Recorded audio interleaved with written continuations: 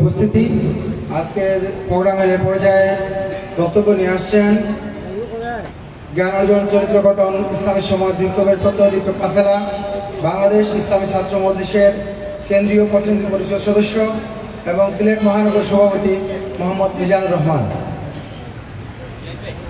نحمده ونصلي على رسوله الكريم أما بعد فأعوذ بالله من الشيطان الرجيم بسم الله الرحمن الرحيم কল্যাণমুখী সমাজ প্রতিষ্ঠায় দৃঢ়প্রত্যয়ী কাফেলা দিঘারা যুবকদের আশ্রয়স্থল ইসলামী যুব মজলিস সিলেট জেলা কর্তৃক আয়োজিত আজকের এই মনোমুগ্ধকর সাংস্কৃতিক প্রোগ্রামে উপস্থিত সম্মানিত অতিথিবৃন্দ, আমার সামনে উপস্থিত ইসলামী আন্দোলনের কর্মী ভাইরা। আসলে সংক্ষেপে বক্তব্য রাখার কথা বলা হয়েছে।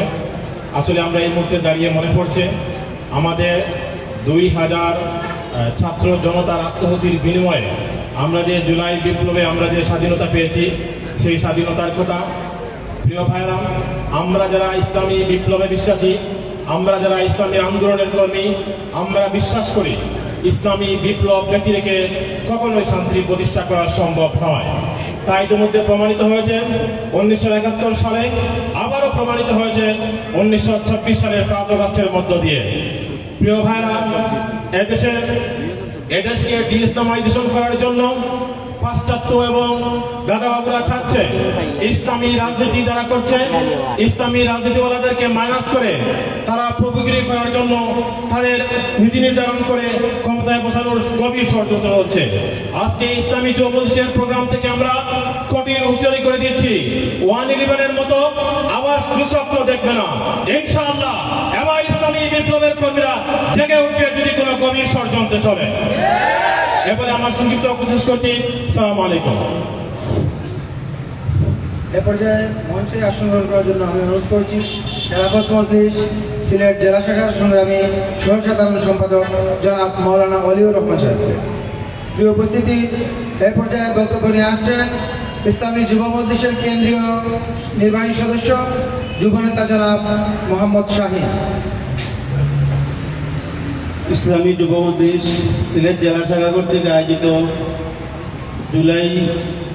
তারুণ্যের জুলাই প্রত্যাশা ও প্রাপ্তি শীর্ষক আলোচনা সভা ও সাংস্কৃতিক অনুষ্ঠানের উপস্থিত সম্মানিত প্রধান অতিথি,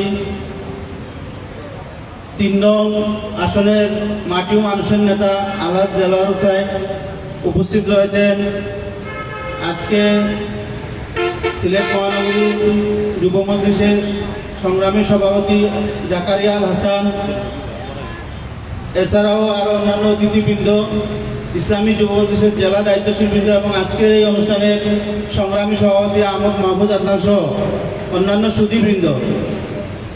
আজকে জুলাইয়ে আমরা যে প্রত্যাশা লালন করি, আমি মনে করি যে এই জুলাই শুধু কোনো একটা গোষ্ঠীর পক্ষে আসে নাই, কোনো তান ধরা নিয়ে আসে নাই। এখানে সর্বসাধারণ অংশগ্রহণ ছিল, যেটা খেলাফত মজলিস, ছাত্র মজলিস, যুব মজলিস সবাই ছিল।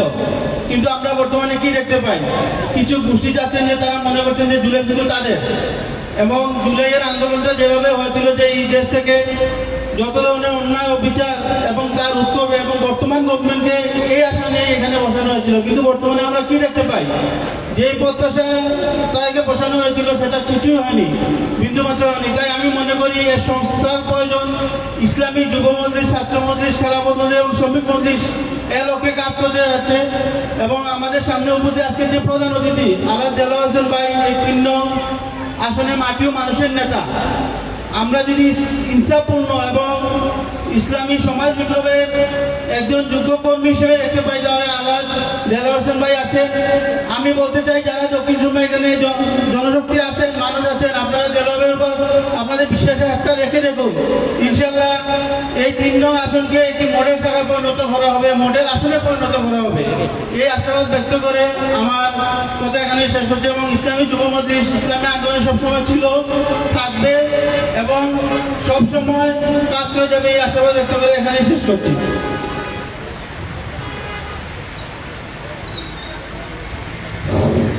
প্রিয় উপস্থিতি, আমরা মঞ্চে আসন গ্রহণ করার জন্য অনুরোধ করছি প্রবাসী সংগঠন মজলিসুল ইত্তেহাদের সম্মানিত সভাপতি হযরতুল আল্লাহ হযরত মাওলানা আব্দুল হাসান সাহেবকে। প্রিয় উপস্থিতি, এ পর্যায়ে রয়েছে প্রধান অতিথির বক্তব্য।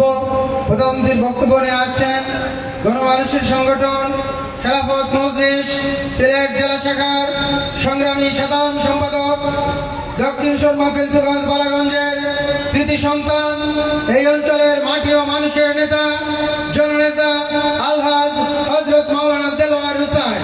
আলহাজ মাওলানা দেলোয়ার হুসাইন। আসসালামু আলাইকুম রহমতুল্লাহ।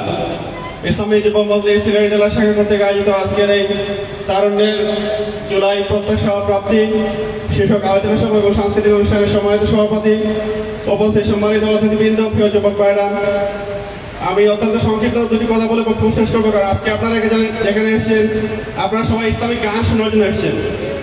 এখানে আলোচনা করে সময় নষ্ট করার দরকার নাই। আমি প্রথম যে কথাটা বলতে চাই, জুলাই এসেছিল তার তরুণদের হাত ধরে।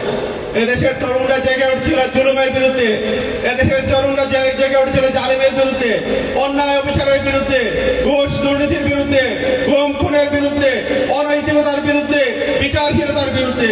সারা বাইরে আজকে একটি বছর পেরিয়ে গেছে, এদেশের তারুণ্য এখনো তার কাঙ্ক্ষিত যে প্রাপ্তি ছিল সেই প্রাপ্তি এখনো পায় নাই। সুতরাং প্রিয় ভাইরা, আমরা আবারও এই 1 বছর পূর্তি বলে জানিয়ে দিতে চাই, এদেশের তরুণরা যখন একবার জেগে উঠেছে, যদি তরুণদের সেই প্রত্যাশা পূরণ না হয়, আবারও জেগে উঠবে ইনশাআল্লাহ। এবং আবার জেগে উঠার মধ্য দিয়ে এই গুণের সমাজ ব্যবস্থাকে পরিবর্তন করে ইসলামের আলোকে একটি সুন্দর সমাজ ব্যবস্থা প্রবর্তন করবে ইনশাআল্লাহ।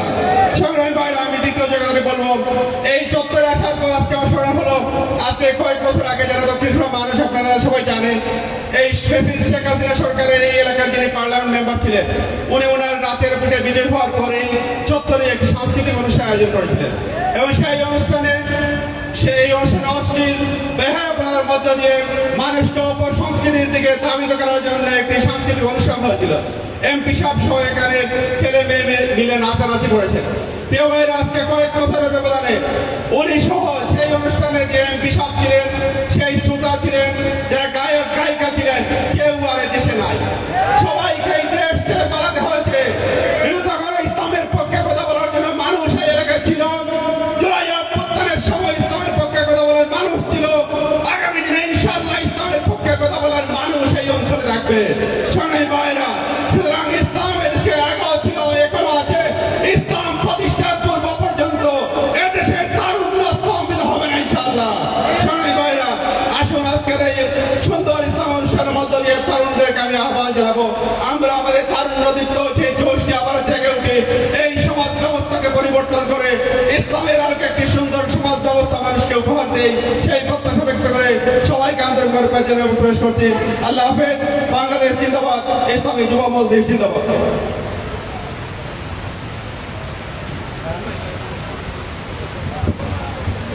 করবো না।